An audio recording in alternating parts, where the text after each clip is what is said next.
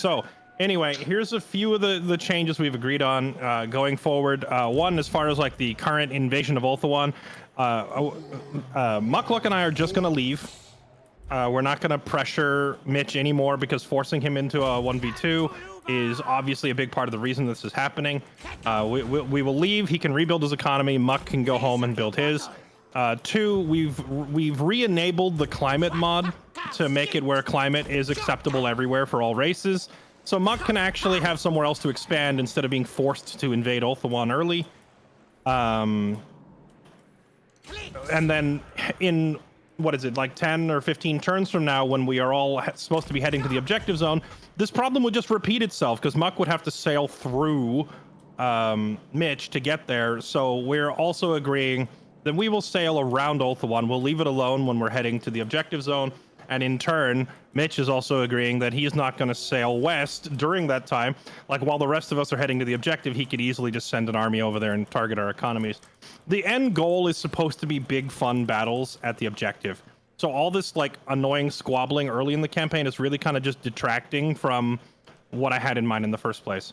So those are a bunch of the changes we've made going forward. And then as far as mechanical rules changes, both ambush stance and lightning strike are gonzo.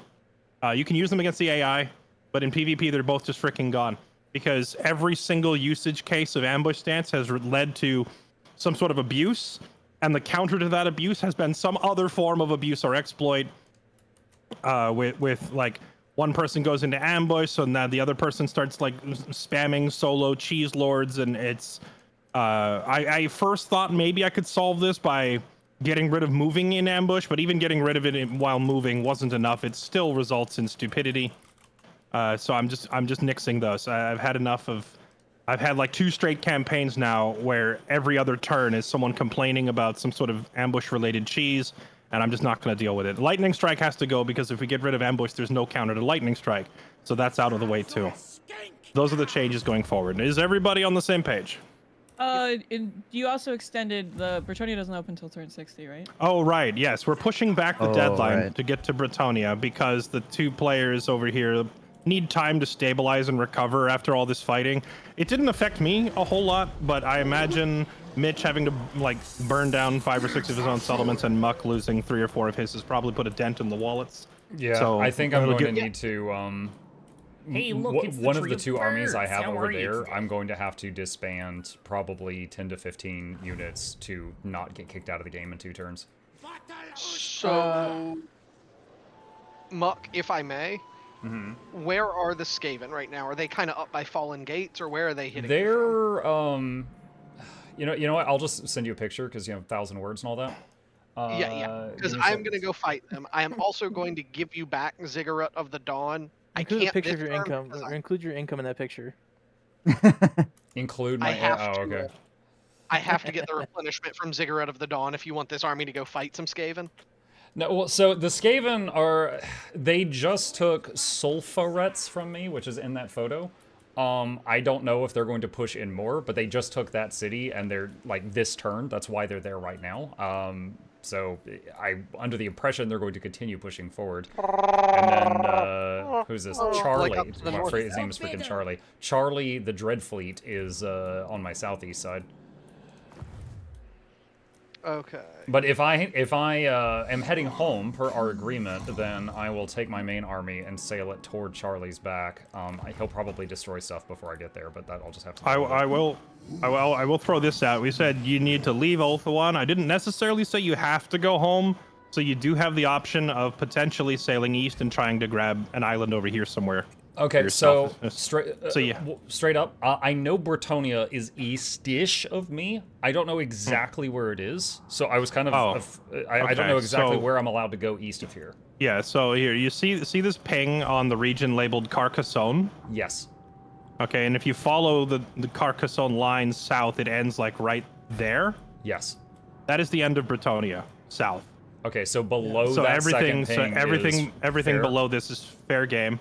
Okay. And then Bretonia extends all the way north, all the way to the water. So like all the way up there, that's all Bretonia. So it's a fairly lengthy north to south. Okay, then I might try that. In interest of fairness, those cities over there right now, I believe, are razed to the ground as Beastmen blood grounds.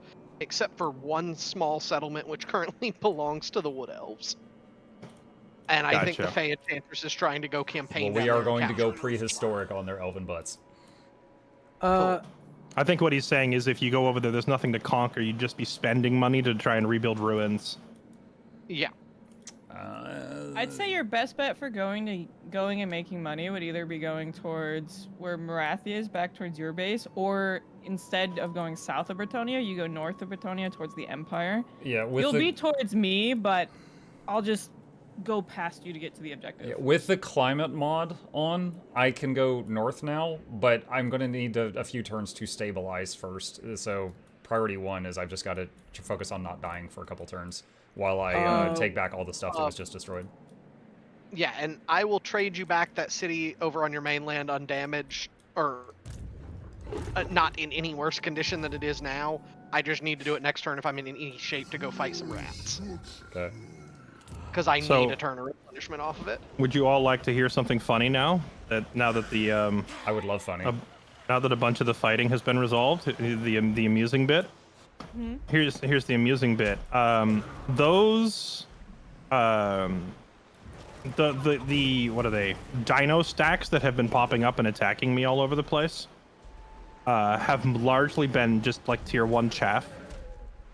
As I have just like recently about maxed out my campaign meter, the acclaim thing that I have to build up for my campaign. I guess the stacks increase in intensity because I now have an endgame doom stack has popped up near my capital. Oh, I see well then. Grenade launchers can't solve. I see Dreadsaurians, Crocsagors, Temple Damn. Guards. It's an endgame dino army, and I have nothing Crocsagors there are to mid-tier. stop it. So I might just lose my capital. We'll see. Maybe I'm not in as good a shape as I thought. Muck, if you plan on disbanding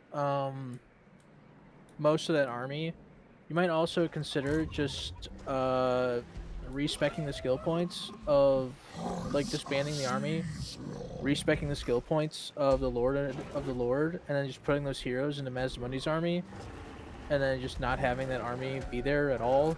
They'll lower your supply lines and like. The supply lines are like 1% because they're on normal mode difficulty. Yeah. But that actually does remind. I should kick things out of the army now before the end of this turn. Yeah. I'm just saying, like, if your plan, if the army's got 20 units in it and your plan is to reduce it down to like 7, if it was me, I would just disband the army at that point. Well, the thing is, I'm getting. Well, hold on. I don't want to say too much. I have taken your advice into consideration. Thank you. I think I see why. I'm pretty sure I understand where you're coming I think from. I also understand why, but I'm just gonna say in the DM. I'm working on getting rid of my lowest quality units right now that are scattered around.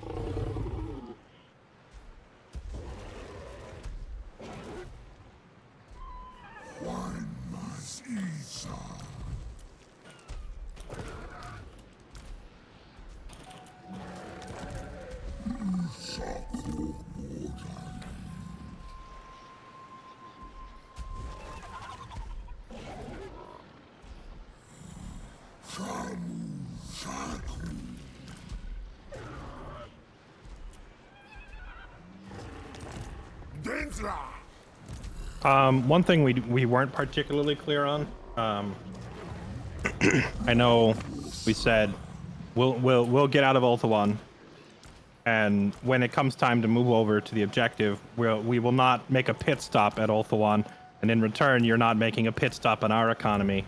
Yeah. I do need to ask if there's still a bunch of cults that I need to worry about. There are none. Okay. So I will. Or correction, I do not believe there are any. They disappear when I made the armies. I don't think I have any more. And if I get them with the proliferating cults, I will not make armies with them. I knew that when you made an army, that it destroyed the cult. I just wasn't sure if you left a couple sleeper cells to wake up later. The only reason I'm asking is because it's like if you're going to continue cult activity, then I'm just going to leave my heroes on your island to assassinate all your spellcasters repeatedly, because fair is fair. But if you're taking your heroes out of my territory, then I'll pull all of mine off of Ulthuan as well. I don't have anything in your territory right now. As far as I honestly know, I don't. If I proliferate and a cult pops up, I won't start spamming cultists back on you in return for the same courtesy. Okay. Fair enough. Because Then I will tell. Infinite devotees, so I can shit out infinite cultists, basically. Yeah, I'm aware. I realize I can't kill your cultists, but I was like, you know what? I could just kill everything else. You'll never have a spellcaster above level 2. I was like, we could resort to some true AIDS tactics here and just. Or we could just move on to something more entertaining. Yes, exactly. Because this Wolfheart's Hunter, this legendary Hertwig guy, has 99% assassinate chance on like all your heroes, including I've noticed that, and he is immune to assassination as far as you can't you can't stop him, and he never fails, so he'll just kill all of your heroes one at a time for the rest of the campaign. It's very annoying. He appears to be a 0% chance for me to assassinate him. Correct. He's busted. Including, I believe, with my level like 23 hero. He's quite busted, and that's why I brought him over here. I was like, all right, you cult me, I kill everyone I find. Sublime! Yeah. When you popped him out, and then I realized that it was that hero, it was like, oh well, so that's a thing that's happening. All right. Yeah. I just wanted to say, in military terms, I'm looking especially delicious to Nakari right now, but in economic terms, I'm bleeding a lot less now, and I should be able to survive long enough to stabilize. Yeah. Also, can y'all ping where Sailing Over Dude is?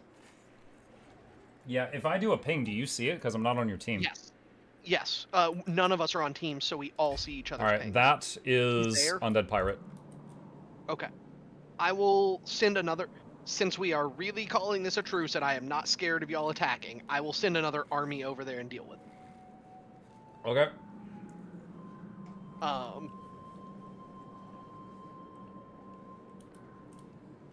So yeah, I will come kill a bunch of pirates. I did send you a peace treaty and a request for one of my cities back, and the next turn I'll give you yours in return for my other one. Your desires no longer Trade settlement Angerial. Where is Angerial? Oh, I see the one it. that y'all Oh, yeah. are not in right now. Accept. Why, yes. I figure that this is the best fair way to kind of get everything back on track as best we can right now, is just ceasing the destruction and trying to return. No, that's great. I'm glad you did. I didn't even know how to do what you just did, so that's great. Yeah, and we are at peace now, and yeah. I've actually been watching a lot of there's a YouTuber named Legend of Total War that's got like 500,000 subs that plays the Total War games that I recently got into watching, and I've been learning a lot watching him. Like if you're about to declare war on someone, see who their enemies are and see if you can get them to pay you to go to war so that you make some extra buck from it, stuff like that. I've been learning a lot of little weird tricks. Oh yeah. Welcome to some Total War, Mr. Muck, doing the stuff that we've been doing for like 9 years. Yep. Yeah, but it's what is it, like drinking from a fire hose right now, because Oh yeah, I'm sure.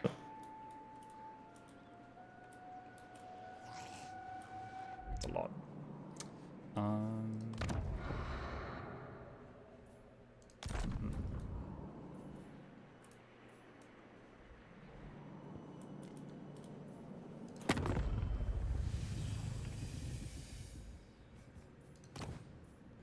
No glory. Do not expect pleasantries. Duty. I grow impatient of these constant interruptions. Noble, my time and temper are short. My hand hovers close to my blade. Utter your... I will consider any suggestion that aids Tor Ivres.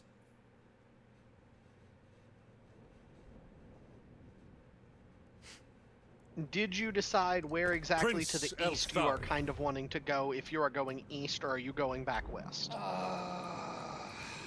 God, I need to do something productive in as few turns as possible. I'm honestly kind of torn. Like, I could go kind of southeast to the area you told me that was messed up and start building that up. I could bring my people back home and then swing north, but then that's going to be, like, much more turns on the boat. Yeah. If I go east, even if I have to build it up, then that's less travel time to get to Bretonia, so that might give me a few more turns to be building over there, maybe? And there is currently an unoccupied capital, Billy Bali. Billy Bali. Yeah, let me... Yeah, I'll probably be going, like, east by southeast. There. That is literally on the city. Yeah. And it is either a Beastman Bloodground or unoccupied. Fae Enchantress might be looking to go do something to it, but it's there. Don't be a fool. For conversation's sake, while we're waiting on Mitch and Fairlight, like always, what are some of the game type things that you've done in the past? Like, you know, this one is the Bretonia thing. What are some of the unique goals you guys have done previously? Oh, you go. Yeah, we've done like the first ones that we did, like way back when the game first dropped, had no particular goal. We just like started up the lobby and we were like, let's go for it. But then we quickly realized that if we do this, half the players will like never even see each other because they're too far apart and such. So yeah, the first ones were kind of aimless, just like fight each other, but you know, if you start off in the northeast and I start off like all the way in the southwest, we're like 100 turns in. We still haven't bumped into each other yet. So next time around, I was like, all right, I need to add like an objective or a goal we fight over. So then we started doing like King of the Hill style, fighting over a single settlement, which we've used. We've used this city right in the center of Ulthuan as like one of our first ones, where it was like the first person to hold Guy and Vale for 3 turns wins. Then we did a similar campaign in the desert. Did you ban Wood Elves? Because they could teleport right there with World Roots. We just banned teleportation. Oh, okay, okay. Because I know that that's one of their tree cities, so they could just right there. Yeah, we did a similar thing with the tower in the desert over there, Tower of Gorgoth. But I found that by putting everybody trying to attack one settlement, you ended up with like 12 armies hovering around in one region. It was too crowded. Beautiful. It brought everybody together, but it brought them 2 together. So then I was like, all right, I need to spread it out a little bit. So instead of one city, let's have everybody fight over several. So then we went to the Empire next and used the Empire as a goal, where it was like every settlement in the Empire was worth a point. But when I did it that way, everybody ran around grabbing settlements and avoiding each other. Yeah. They were just like scooping up settlements and not actually fighting. And I was like, okay, so now it's too spread out. So then I went, so then I said, all right, well, let's do the Empire again, but instead of every settlement, it's only the capitals. So suddenly the number of like viable cities goes way down. So I thought, okay, now people will surely fight each other at the capital cities, right? Nope, because at that time we were still doing like either free-for-all style or 2v2v2v2. And people were just waiting for somebody else to attack first because they didn't want to be the one getting third-partied. Like, you know, if me and Muck fight, then when we're injured, then Mitch swoops in for the win. And everybody was trying to avoid that. So then I was like, all right, so I need to reduce the play area even further, but I also need to reduce the team counts and just make it a 4v4 or a 3v3 so that you don't have to worry about a third party coming in and killing you. And that kind of led us to where we are here. That's the evolution of my various campaigns. And with each rule set, we did 2 or 3 attempts at it before I would say, okay, obviously this isn't working, and then we change it up. Gotcha. As an added bonus to that story, it was just long enough for Mitch to finish his turn. As an added bonus, since I was talking, I wasn't playing out my turn. Dang it, you should have let Lexi tell it. What happened? I was on my phone. I heard my name. Fairlight told me a nice story, but then he wasn't taking his turn because he was focused on the story, so we didn't get anywhere. Oh, well, yeah, I did try to tell it.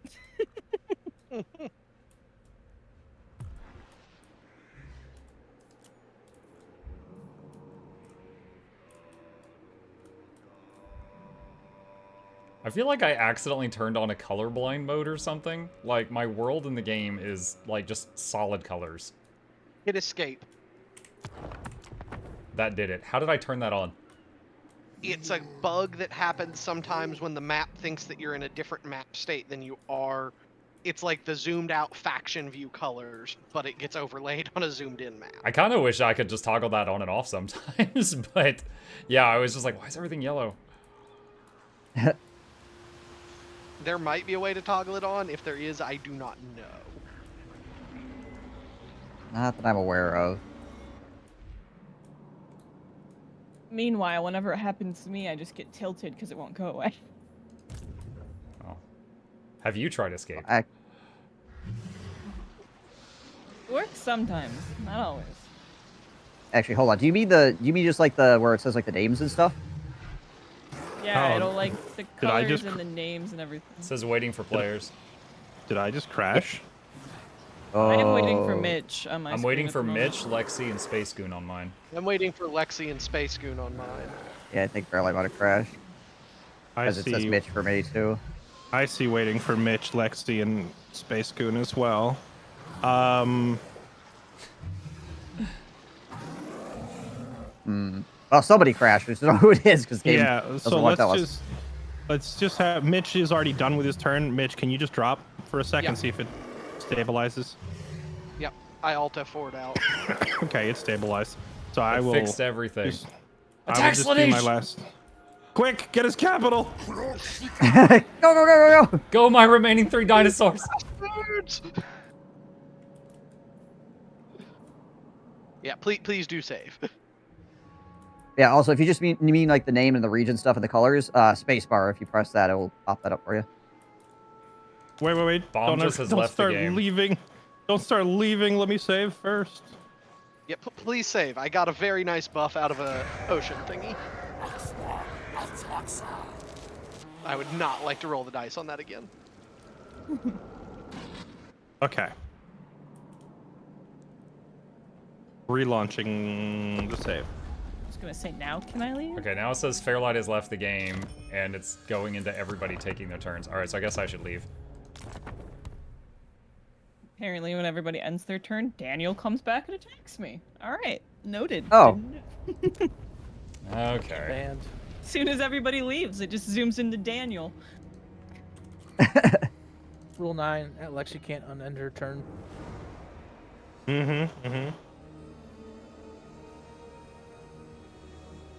My turn was already Fairlight, start it quick. We can do whatever we want.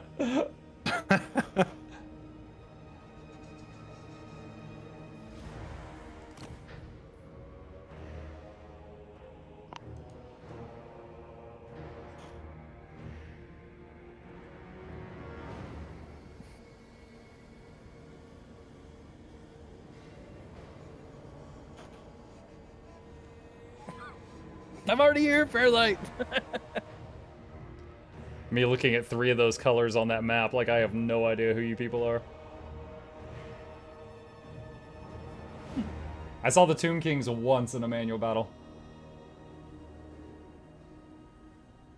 And here in the north, we're fighting a different battle. Daniel, yes, I heard. Daniel, the lead White Walker. I'm just having my Game of Thrones RP up here. How long until we get to the drama hour? I need to know when to start popcorn.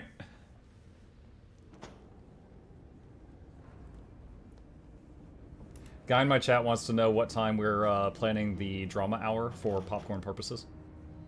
What time is it now? 4:44? I think I can wait probably another like 3 hours, 45 minutes. Can we wait for like 8 p.m. so my Red Bull kicks in? What time is that? And or any Is other that energy Red Bull? drink that someone may or may not be sponsored by in this. Yeah, I'm thinking. I'm ready. thinking. I'm ready right now. Let's throw hands. I love how Bomb just has permanently adopted Eeyore's voice just because I told him to stop yelling.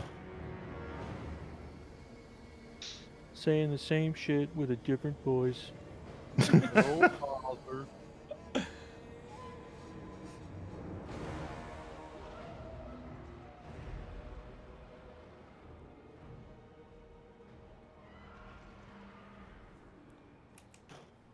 Chat, look at this. You versus the lizard she says not to worry about. These are just some good boys.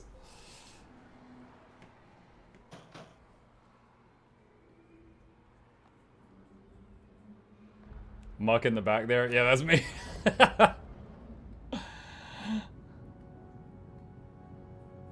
My brain's too heavy. Need that big chair.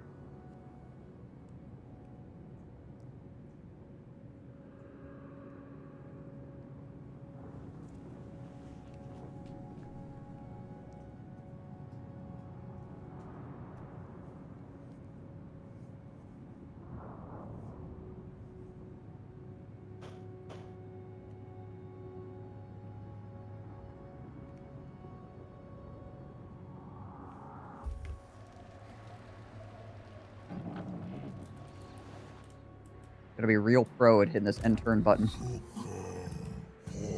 Yeah, we're 40 minutes in. I haven't actually gotten to do anything yet other than destroy my own units.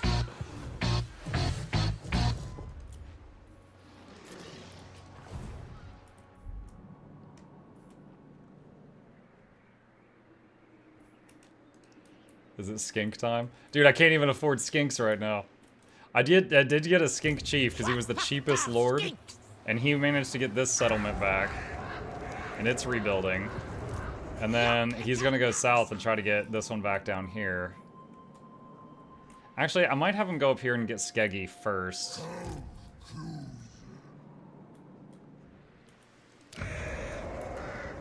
Hey, Mitch, question when you got a sec? Yeah, what's up? Okay, so Ziggurat of Dawn, was that the one you were gonna gift back to me? Is that the one that I still own on your territory? Yes. Yeah. Okay, Skeggy, that one you raised, so there's no garrison there, right? I can just send one guy to get that you back? can walk in and put a city in it. Alright, I'm trying to... I have a lord over here. It was just the skink guy. It was the cheapest possible dude, Yeah. and he's running around just reclaiming the empty stuff, but he can't fight, and I'm trying to decide who to send what where. So if you throw cheap skink units in his army, it's actually better for you because the more bodies there are, the cheaper colonization is. Really? Wow, wish I had known that one before we ended the turn. I had no idea. Yeah, that the more bodies are there, then the cheaper colonization gets. Okay. Well, all right, never mind. I'll just use the frog then to do it. So the Doomstack army next to my capital just didn't move. Maybe I got lucky and it's glitched out. I told him to chill. Ping me a vampire again, please. Just a second. Sorry, it took a second to process that. He is now right up on my town. Let's see. It says 2,500 to rebuild the ruins, and then 850 to build the first building. So it's 3,350 gold before we start getting any money back. Alright. Now... start bringing this guy back.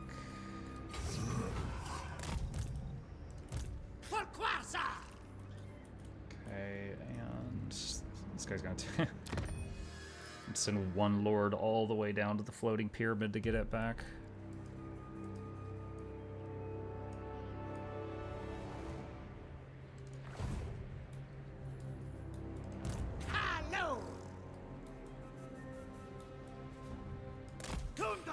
Do you have eyes on any Skaven up by Fallen Gates? The Skaven have not moved from Sulphurets. Okay. So, since I don't have to fight you or the Dark Elves, I'm trying to decide on the home army if I should send it toward those pirates or toward the Skaven. Probably towards the pirates, because the pirates also... I can't declare war on them for like 2 turns. Yeah, it'll probably take me 5 turns to get my army over there, and by then they'll have destroyed 2 cities, but I don't have an option. I can pay for you to put a lord in that city. Oh, I didn't even think about that. Is that going to help against this? Hold on. Once this pop-up is gone, I'll look at their army and see if I can see what troops they have. Unspeakable new sensations. I missed the last hour. What ceasefires agreed? I'm getting out of Slanisha's territory. He is getting out of mine, and I am trying to also, by sheer bad luck, I got hit by 4 Slanish armies and 2 AI armies at the same time. So my economy area is just Swiss cheese right now. Can't be done. Okay, so I'm looking at this army of Charlie. It's a level 3 hero. I can only see animated hulks and zombie pirate gunnery, and then there's 15 unknowns. What determines whether or not I can see what troops they have? Primarily just